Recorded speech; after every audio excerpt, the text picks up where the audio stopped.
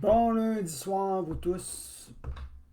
Pour ceux qui me suivent sur les réflexions de 1 Samuel 1, que j'ai parlé non pas dimanche passé, mais il y a 2 dimanches derniers, sur comment recevoir notre Chamuel.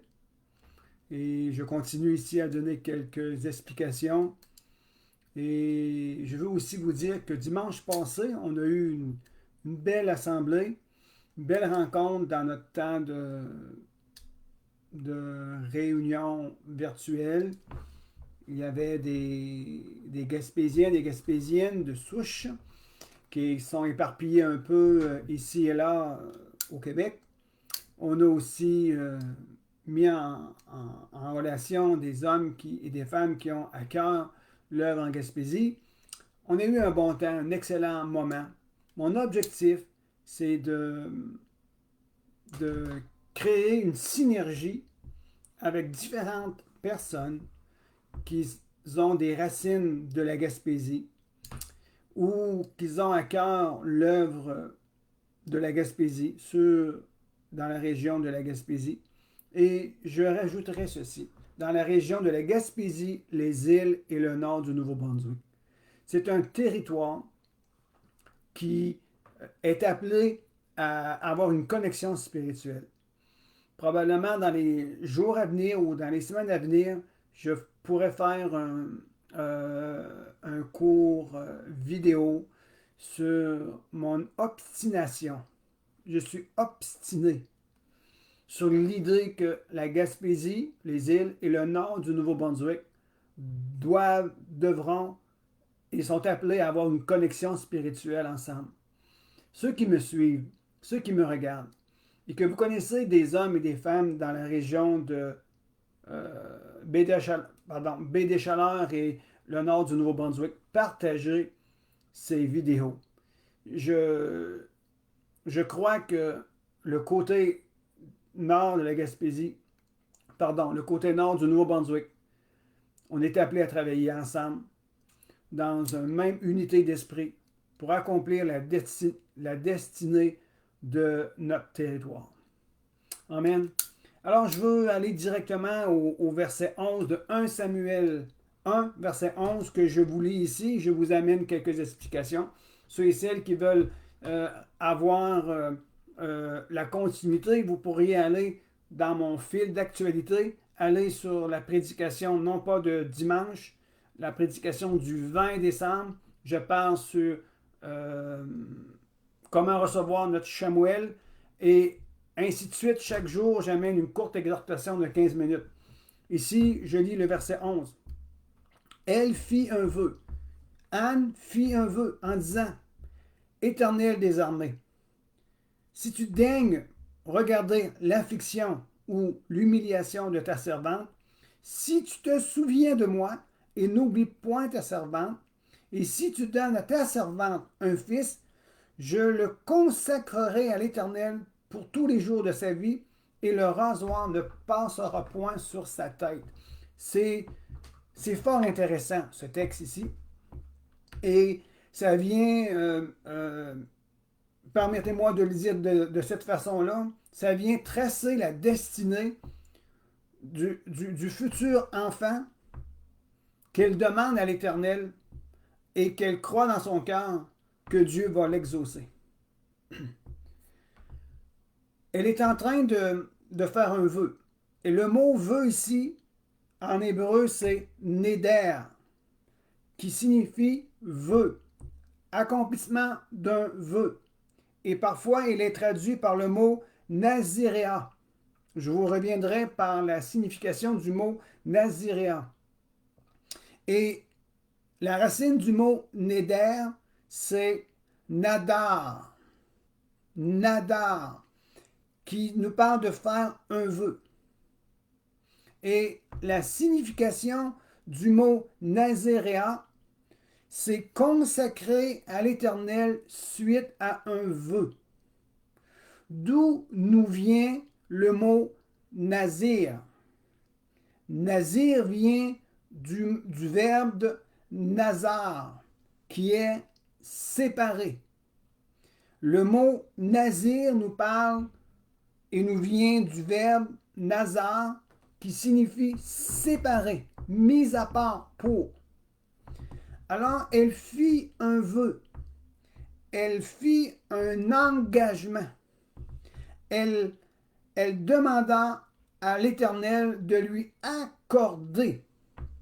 Si l'Éternel lui accorde un fils, elle s'engage à faire de cet enfant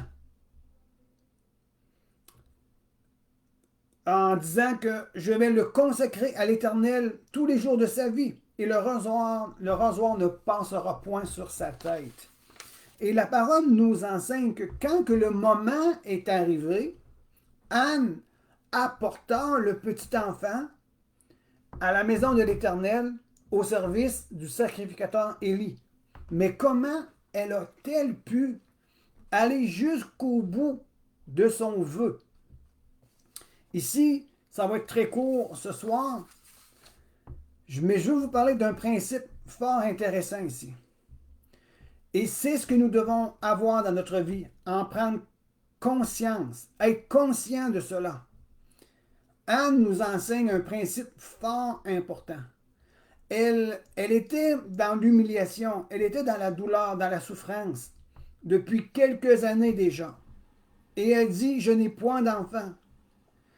Et on a vu l'histoire qu'il y a quelque chose qui s'est levé en son cœur. Et elle a été devant l'Éternel. Et elle a prié. Elle a déversé son amertume. Elle a fait des pleurs. Et elle a pris cet engagement devant l'Éternel. Et qu'est-ce qui a fait en sorte qu'elle a été capable d'aller jusqu'au bout, de se séparer de son fils pour le mettre au service de l'Éternel? Je vous lis ici quelques notes que j'ai prises. Elle s'est donnée. Elle s'est rendue disponible. Dans son vœu, elle s'est donnée. Parce que le vœu nous parle de consécration. Un vœu nous parle de je vais me mettre à part. Elle s'est donnée, elle s'est rendue disponible. Dès le commencement et dès le moment de sa prière, elle est devenue elle-même, dans son cœur, cette consécration à l'Éternel. Et le moment arrivant, elle a complètement, totalement exécuté, mis en action son vœu en donnant son jeune fils. Pourquoi elle a-t-elle été capable d'accomplir son vœu jusqu'au bout? C'est que d'abord, elle s'est offerte à l'Éternel. Et la suite a félicité son action. Un principe de base ici. Je tourne dans 2 Corinthiens 8, verset 5. 2 Corinthiens 8, verset 5. C'est un principe. Je vous lis le texte et je vous reviens avec une légère explication. Ça dit, c'est l'exemple des églises de Macédoine, la collecte pour les chrétiens de Jérusalem. Au verset 4, ça dit, et nous ont demandé avec beaucoup d'insistance la grâce de participer à ce service en faveur des saints. Verset 5, c'est le principe. C'est plus que nous n'aurions espéré. Ils se sont d'abord donnés eux-mêmes au Seigneur et à nous par la volonté de Dieu. L'apôtre Paul, ici je rentre dans le contexte très brièvement, il demande une collecte financière pour venir aider certaines églises. Et il y a une église en particulier qui a demandé à Paul, on veut y participer. On veut de tout notre cœur y participer, nous aussi. l'apôtre Paul dit parfait, et nous avons reçu de leur part plus que l'on espérait. Mais qu'est-ce qui a fait en sorte que cette Église, et ça nous dit dans le texte, même dans le contexte, cette Église était une Église pauvre, mais ils ont donné abondamment. L'apôtre Paul dit ceci. Ils ont accompli cela. Ils ont rendu capables d'accomplir quelque chose qui les surpassait seulement à cause du fait que, premièrement, eux, ils se sont donnés premièrement à Dieu avant tout.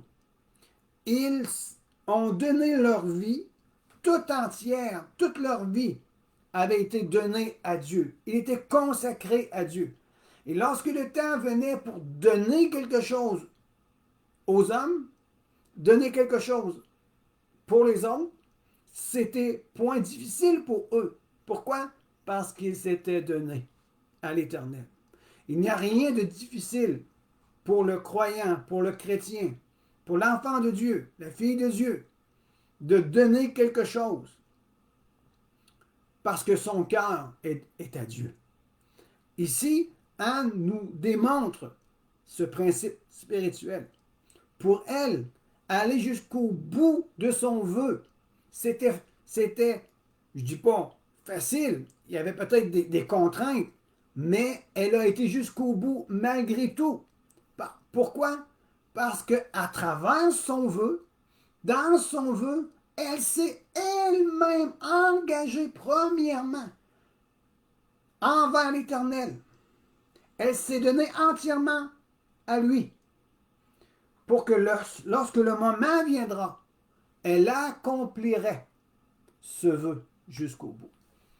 Alors, avant toute chose, apprenons et consacrons nos vies à Dieu pour être en mesure d'accomplir quelque chose pour Dieu. Nous devons donner notre vie à Dieu avant toute chose, avant d'être en mesure d'accomplir quelque chose pour Dieu.